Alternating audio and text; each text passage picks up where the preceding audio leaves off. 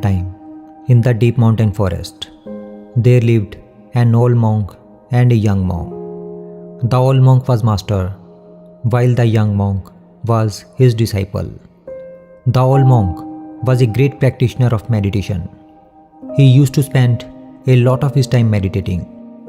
Normally, when he started meditation, it could last for half a day or even one full day. In addition, during his meditation, he would know what was going to happen in the future. So one day, the old monk meditated, and suddenly he found out that his young disciple was going to die in 8 days.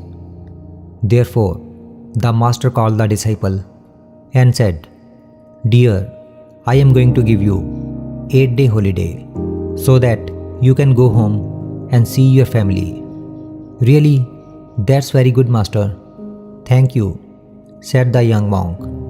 "In fact, I have been feeling quite homesick for some time." Master said, "But remember that you must come back here by the 8th day. Go now. I will wait for you to come back." "Okay, master. Please take care of yourself. I will leave now," said the young monk. And saying this, the young monk went down the hills without realizing that in the eyes of the old monk there was a sadness and a sense of reluctance to see him leave.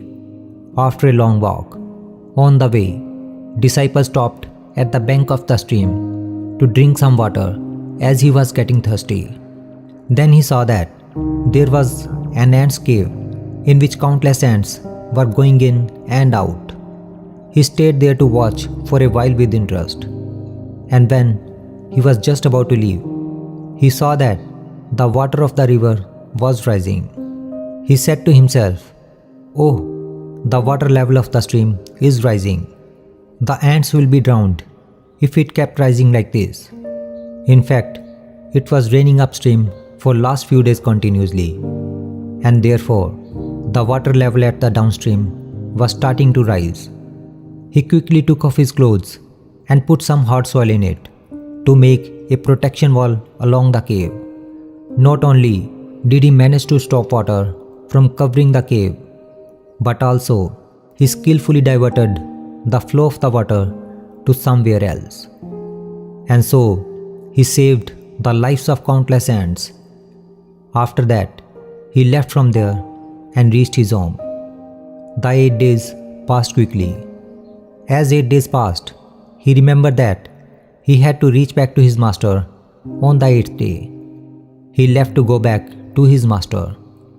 The old monk was strolling in the mountain forest sadly. He was thinking about his young disciple and thinking that he must have died by now because 8 days has passed, and now it was evening of the 9th day. He was sad that he could not see his disciple one last time. But suddenly, from a distance, he saw the young monk coming back from the hills cheerfully. He ran to him and hugged him. He was very happy to see him, but he was also surprised that how the young monk is still alive even after 8 days have passed. Then he happily asked the young monk to recount what he had done in the past 8 days while he had been away. And when the disciple told him his story, he finally understood that because the young monk had saved the lives of countless ants, this has caused his 8 days remaining life to lengthen into a long and a happy life. If we see in our lives, we will find that cultivating good deeds, good karma, is a way to prolong your life.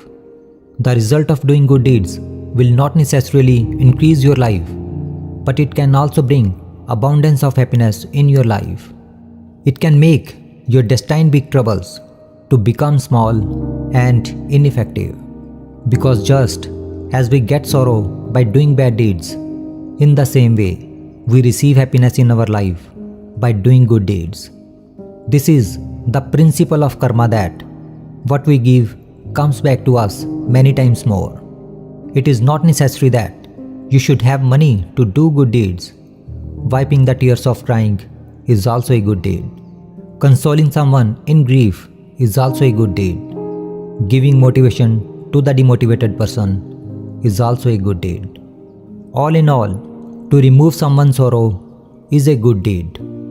If you want to be happy in your life, then start removing the sorrows of others, and your life will automatically be filled with the abundance of happiness.